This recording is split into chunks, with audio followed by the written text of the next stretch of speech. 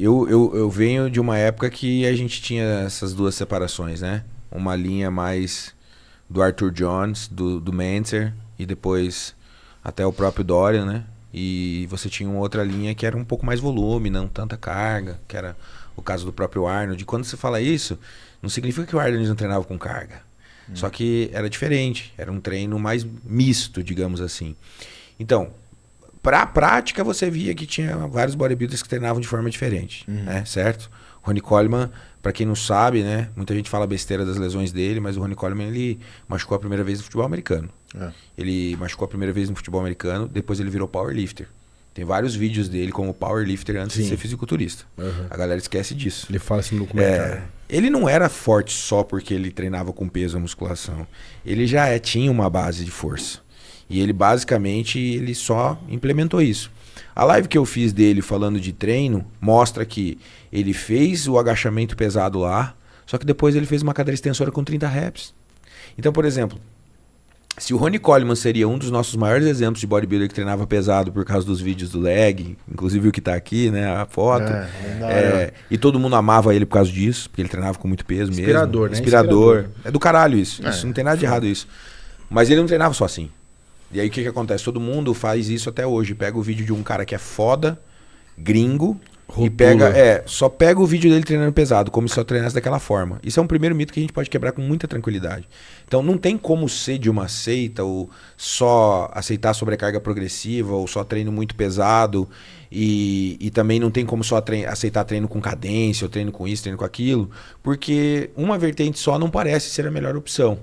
E se você vai para a parte científica, que muita gente não gosta, mas ela existe, a parte científica ela comprova isso. Ela mostra que mesmo no aumento de carga tem uma hora que tem limite, mesmo nos métodos tem uma hora que não adianta mais você ficar enchendo o teu treino de linguiça, de método, de pausa curta, disso e daquilo. Então eu acredito que a gente tenha que ter uma característica da sessão de treino. Exercício básico com carga alta para começar. Piramidal para começar. Do meio pro fim do treino que vem um drop, um 3-7.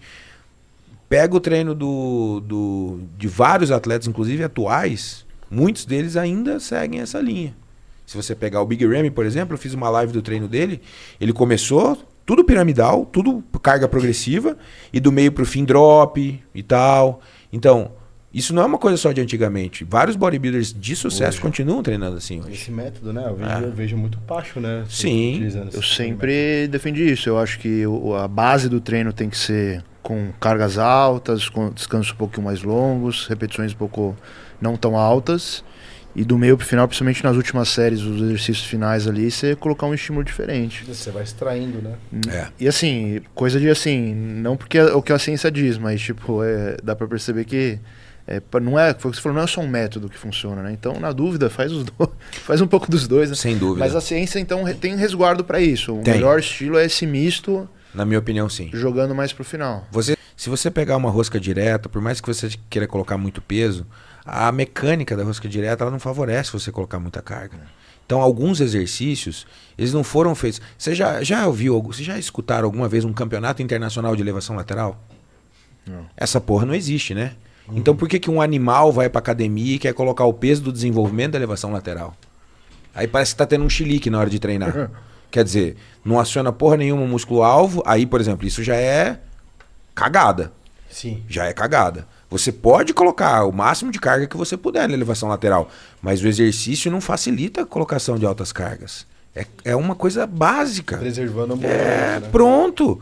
Cara, exercício para colocar carga no treino de ombro. Desenvolvimento. Aí você tem mais de uma articulação envolvida, você tem como fazer força, tem como progredir carga. Então, não tem como a gente ser só de uma vertente, até porque alguns exercícios nem favorecem a colocação de altas cargas. É isso. Então, eu acho que se a gente pegar o último paper que foi publicado agora, que ele fala do Mixed Session, esses autores falam justamente isso, que numa pessoa bem treinada, talvez a melhor abordagem seja mista mesmo. Tipo, ter carga alta e também ter altas repetições no mesmo treino. E até talvez repetições explosivas. Que se você for ver, pega todas as lives que eu fiz. Todos esses bodybuilders que eu citei aqui, que eu fiz live analisando treino deles, fazem contrações explosivas. Só que quando você pega o Jay Cutler, por exemplo, ele faz contração explosiva, mas ele mantém o músculo tensionado o tempo inteiro, velho. Ele faz explosivo ou com carga alta, mas você vê que ele aciona o músculo. Aí você pega uma pessoa que não sabe treinar direito, que quer copiar o treino dele, não aciona o músculo direito, cara. Acho que essa é uma questão que a gente tem que pensar. Por exemplo, olha a época do Arnold. Eu vi esses dias uma entrevista do Ronnie Coleman falando assim, ele falando que pra ele o maior bodybuilder de todos os tempos foi o Arnold. Sim. Ele fala assim, na minha época, o Ronnie Coleman falando assim, eu tinha muito mais tecnologia, muito mais conhecimento do que na época do cara aqui, ó. Olha o jeito que ele treinava, olha as coisas que ele tinha na mão dele, ele conseguiu o físico que ele tinha. Então, você vê, cara, comparando as características de treino desses caras, que quase todos eles tinham alguma coisa que todos eles faziam. Então, assim, eu vejo que pegar um cara muito treinado e querer fazer uma fase de força, uma fase de hipertrofia, uma fase de resistência, cara, nós não estamos falando de esportista tradicional, do cara que vai competir no basquete, futebol, nós estamos falando de bodybuilder. Para um cara que quer desenvolver ao máximo a massa muscular, provavelmente esse tipo de periodização clássica não faz muito sentido.